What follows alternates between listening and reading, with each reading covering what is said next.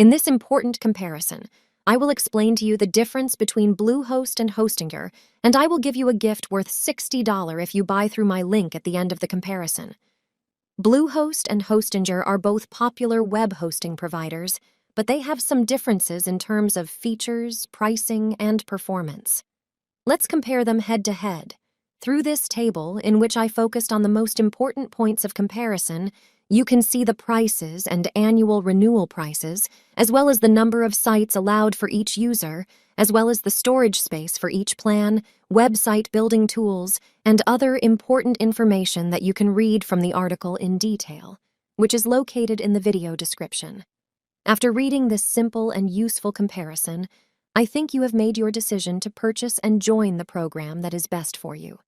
As I promised you, I will give you a gift worth $60 for free.